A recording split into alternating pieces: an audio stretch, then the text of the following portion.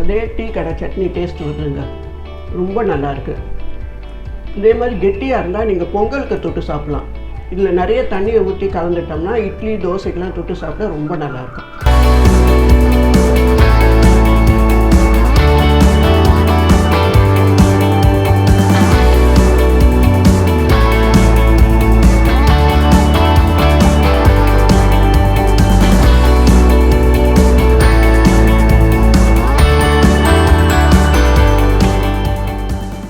வணக்கம், எல்லாரும் எப்படி இருக்கிறீங்க?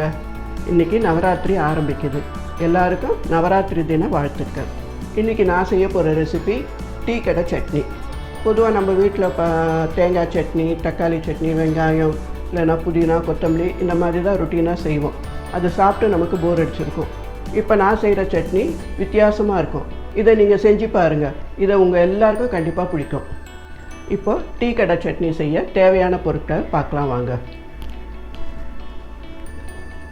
உளுத்தம் பருப்பு 2 ஸ்பூன், கடலை பருப்பு 2 ஸ்பூன், ஒரு நல்ல 2 கைப்பிடி அளவு வேர்க்கடலை, 1/2 ஸ்பூன் சீரகம், 6 காஞ்ச மிளகா, ஒரு சின்ன நெல்லிக்காய் சைஸ் புளி, ஒரு துண்டு வெல்லம், ஒரு துண்டு இஞ்சி, ஒரு பச்சை மிளகா, ஒரு பத்த தேங்காய், அப்புறம் 3 வெங்காயம், 2 தக்காளி, ஒரு கைப்பிடி கொத்தமல்லி, 2 கைப்பிடி புதினா.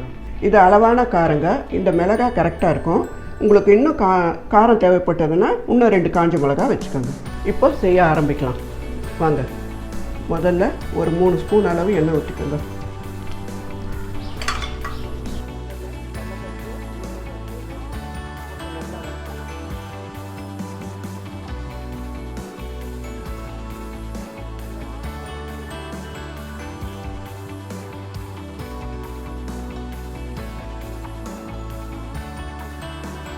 கடலைப்பருப்பு, உளுத்தம் பருப்பு, வேர்க்கடலை நல்லா செவந்து போச்சு. இப்போ காஞ்ச மிளகா, சீரகம், புளி, இந்த தேங்காய், இஞ்சி, பச்சை மிளகாய் இதெல்லாம் போட்டு வதக்கிக்கலாம்.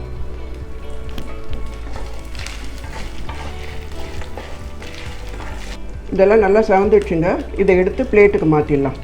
இப்போ வறுத்த அந்த எண்ணெயிலே மீதி எண்ணெய் இருக்குது பாருங்கள், இதுலேயே மீதி பொருளை போட்டு வதக்கிக்கலாம். வெங்காயம், தக்காளி போட்டு நல்லா வதக்கலாம்.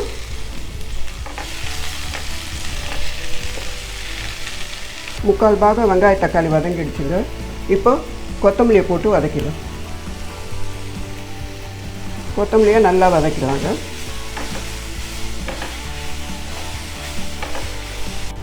கொத்தமல்லி வதங்கிடுச்சுங்க.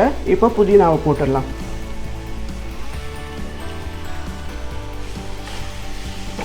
உங்களுக்கு கொத்தமல்லியோட வாசனை பிடிக்கும்னா நீங்கள் நிறைய கொத்தமல்லி போட்டுட்டு புதினாவை கம்மி பண்ணிக்கலாம்.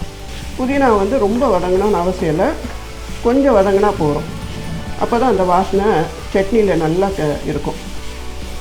போகிறோங்க, நிறுத்திட வேண்டியதுதான். இப்போது நல்லா வதங்கிடுச்சு இல்லைங்களா? இதை தட்டில் கொட்டி ஆற வச்சு தேவையான அளவு உப்பு போட்டு மிக்சியில் அரைச்சிட வேண்டியது தான்.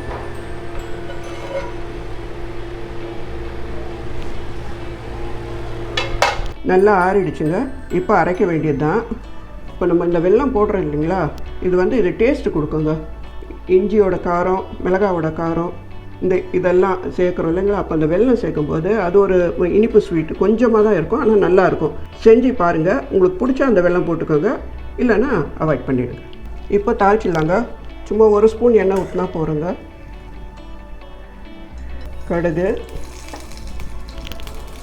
கடுகு பொரிஞ்சதும்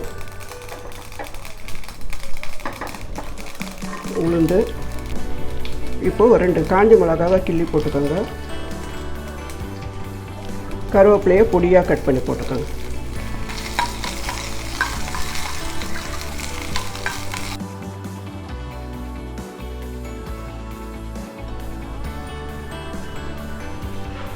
சட்னி ரெடி ஆகிடுச்சிங்க. நான் நல்லா கெட்டியாக அரைச்சி வச்சுருக்கேன். டீ கடையிலனா நல்லா தண்ணியாக இருக்கும்.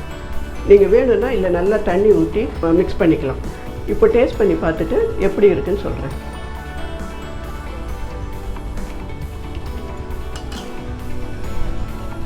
அதே டீ கடை சட்னி டேஸ்ட் வருதுங்க. ரொம்ப நல்லாயிருக்கு. இதே மாதிரி கெட்டியாக இருந்தால் நீங்கள் பொங்கலுக்கு தொட்டு சாப்பிட்லாம்.